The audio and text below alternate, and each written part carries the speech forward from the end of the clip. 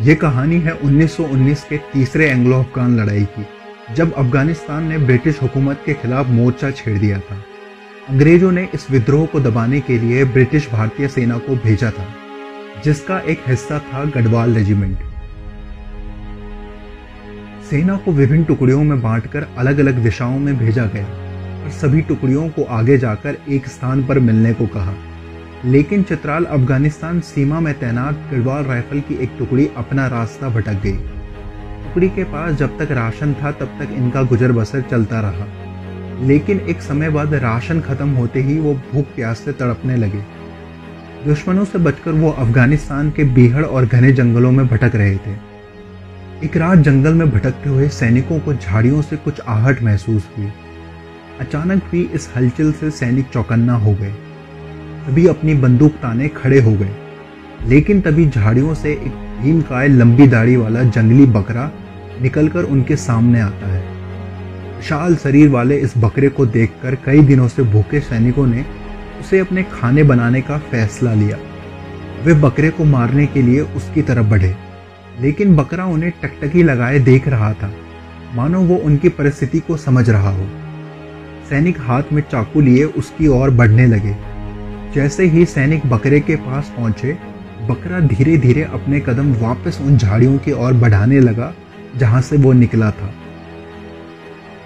सैनिक उसका पीछा करते करते एक बड़े मैदान में जा पहुंचे, जहां बकरा रुककर अपने पैरों से मिट्टी हटाने लगा।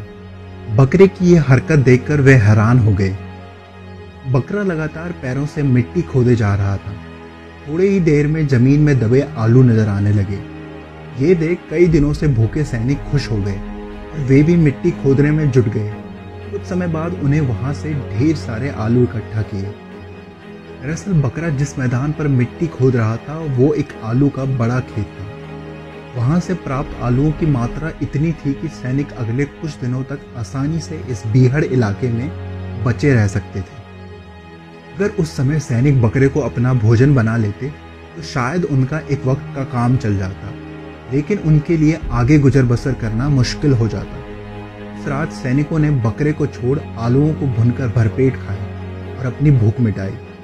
आगे के सफर के लिए भी उन्होंने अपने साथ आलू रख लिए, जिससे वे अब इस बीहड़ इलाके में बिना भूखे रहे अपनी मंजिल को तलाश कर सकते थे। इस तरह वीराने में फरिश्ता बनकर आए बकरे ने सैनिकों को आगे का रास्ता भी दिखाया, जहां निर्धारित स्थान पर पहुंचकर गढ़वाल राइफल की इस टुकड़ी ने आक्रमण किया और युद्ध में विजयी हुए। वापस लौटते समय बकरे का एहसान चुकाने के लिए सैनिक उसे अपने साथ लैंसडाउन ले आए। लैंसडाउन पहुंचते ही विजयी सैनिकों के साथ बकरे का भी फूल मालाओं से स्वागत किया गया। वहां उसे सेना में जनरल का दर्जा देकर उसे सम्मानित किया गया। साथ ही साथ उसे सैनिक बैरक में एक कमरा भी दिया गया, जहां उसे बाकी जवानों की तरह सुविधाएं दी गई। सैनिकों ने जनरल बकरा को बैजू का नाम दिया। जनरल बकरा को बिना कोई पाबंदी के पूरे लैंसडाउन शहर में कहीं भी आने जाने की आज़ादी थी। अगर वह बाजार में कोई चीज़ खाने भी लगता तो कोई उसे रोकता नहीं था, बल्कि दुकानदार उसका बिल बनाकर सेना को दे आते, जहां उनका भुगतान हो जाता। यदि आप किताबों में जनरल बकरा का जिक्र ढूंढे तो आपको यह इतिहासकार डॉक्टर रणवीर सिंह चौहान की एक पुस्तक लैंसडाउन सभ्यता और संस्कृति व साहित्यकार योगेश पांथरी की पुस्तक कालू डांडा से लैंसडाउन में ज़रूर मिलेगा।